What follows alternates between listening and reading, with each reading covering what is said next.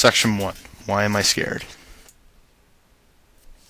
Fear can be defined as one's response to a perceived threat. In other words, the way you react to an occurring event that you view as threatening. The emotional response of fearing something is always taught or learned. It is not instinct to fear spiders or fear heights. If it was instinct, then everyone would have the same fears. However, the capability to have fears is instinct and human nature. The reason being for having fears plays into Charles Darwin's theory of natural selection, or survival of the fittest. This theory stated that certain characteristics of an organism that were beneficial made that organism more likely to survive and reproduce.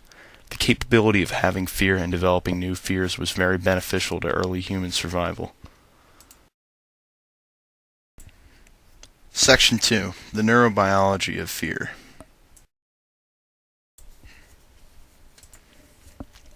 The amygdala part of the brain is where most negative emotions are processed. For example, fear and anger are both processed here. Researchers have found hyperactivity in this part of the brain when patients are confronted with something threatening or scary, such as the image of a scared face.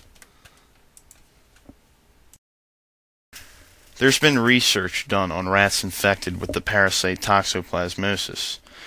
The parasite of toxoplasmosis makes the rats become less fearful of cats. They sometimes even seek out their urine-marked areas. This behavior often leads them to being eaten by the cats, obviously. The parasite then will reproduce inside the body of the cat. Evidence shows that the parasite concentrates itself within the amygdala of the rat's brain. Section 3. Our main fears. A survey I found says that the top 10 fears of people are spiders, rats, heights, flying in an airplane, public speaking, fear of storms, fear of open spaces, fear of confined spaces, fear of vomiting, and fear of death. One of the more interesting things I came across in my research was the fear of death. The reason being is that it was said to be the main reason for religious motivation. I do agree with this idea somewhat. Everyone wants to hope for a greater afterlife. But why would people fear a greater afterlife is my question. It seems to me like a lot of people question their faith, and that to me is how religions have developed.